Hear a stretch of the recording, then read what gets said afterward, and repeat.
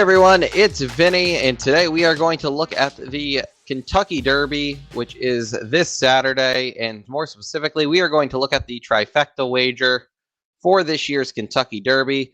I'm going to be sharing my ticket on what I am doing for my Trifecta.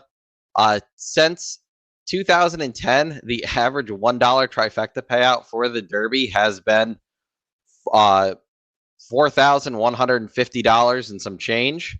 The largest in that time being 2 years ago in 2022 when Rich Strike won at 80-1.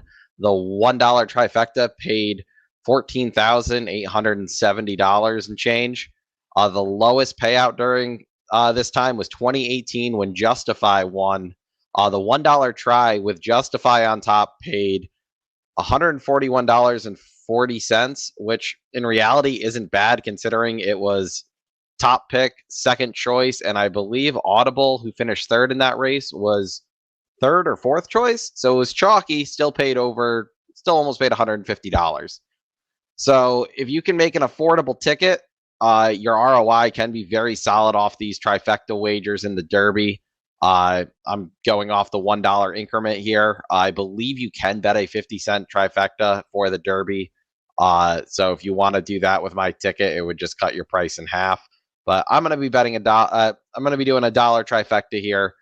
So let's get into it. I don't think it's any secret that the number 17 Fierceness is the horse to beat.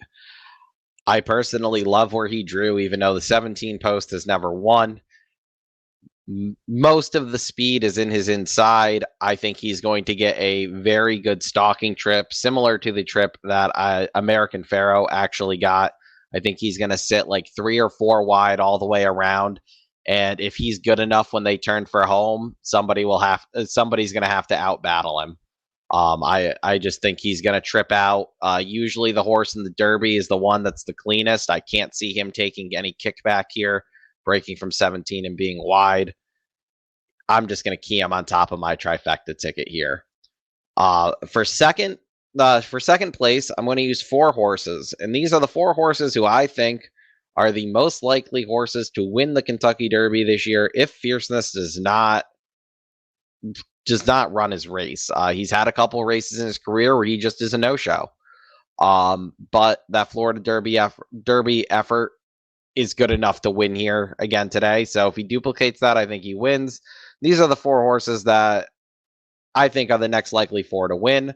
Those horses are the number 2 Sierra Leone, who won the Bluegrass Stakes, the number 7 Honor Marie, who finished gaining second in the Louisiana Derby, the number 8 Just Touch, who is lightly raced, finished second in the Bluegrass behind Sierra Leone, and the number 11 Forever Young, the Japanese horse who won the UAE Derby.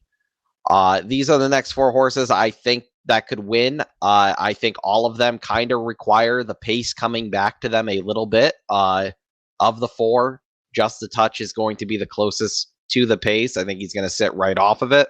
So kind of like Fierceness. I think there's a good chance that one of these 4 horses can at least finish second.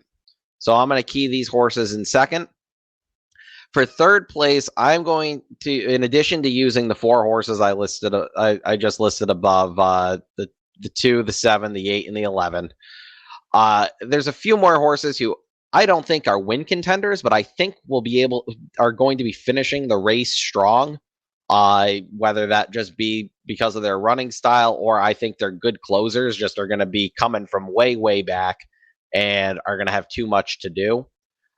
These horses are going to include the number 1 Dornoch, who I think he's going to be the pace setter here. He's been stubborn on the front end before when he's been the pace setter.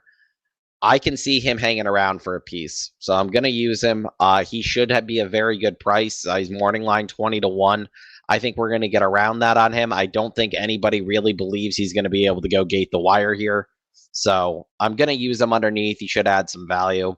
The number 4 Catching Freedom, and the number 14 Endlessly. I'm going to use both of them underneath. They are both big closers. I think they're going to have to make up way too much ground too late I can see them getting a piece, but I don't see them catching the horses that are sitting like right off the pace late. I think those horses will all have the jump on them. I don't think they catch them. I can see them running up in the third. So I'm going to be using the 4 and the 14 there. The 4 might be a little bit of a shorter price, but the Endlessly should probably be about 25, 30 to 1 and should add a ton of value. The next horse is the number 15 Domestic Product, who I don't think is just fast enough to be a win contender, but he does get IRAD. The horse has finished well in his last few starts. He seems to be improving. I would hate to lose a trifecta to this one. He should be around 30 to 1 as well, maybe 20 to 1 because of the IRAD effect, but still will have value underneath, and I think has a legitimate chance of finishing underneath. And the next two horses that I'm going to use in that third spot are the number 18 Stronghold and the number 19 Resilience. I think these two horses are more of the grindy type horses. They are very, in my opinion, they are pretty one-paced. That they run a very solid pace all the way around the track. They don't have a ton of breakaway speed to kick away from the pack, but they're both bred to run all day. So I think they're just going to be finishing well while others may be getting tired down the stretch. And I can see them definitely passing horses late to at least to potentially get a piece. Especially if you're a superfecta player. I feel like these two are two horses that are going to finish in the top half of the field and are going to be they're still going to be coming late. Probably not good enough to win here unless a lot of horses don't run their race.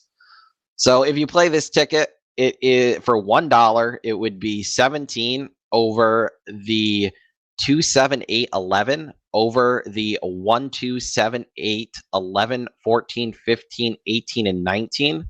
For $1, that would cost you a total of $36, which based on the lowest payout of the last 14 years being $141, I'll take that. I'll take that return there. It's over $100 return on my trifecta. I'd be more than happy with that.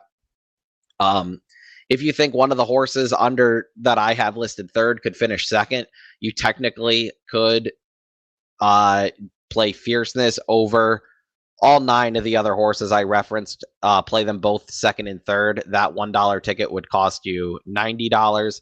I'm not going to play that because I know Fierceness is going to be heavily bet. So I'm going to hope I can go skinny there in the second spot, and I do catch a price with my third spot.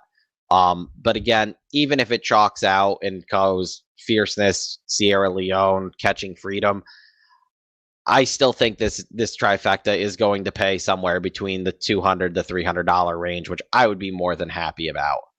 But tell me what you think. Tell me what you think about the my Derby trifecta. If you have your own, post it in the comments. The dudes will have their Oaks Derby Day betting Bibles out later this week. So best of luck if you are playing, and I will see you next time.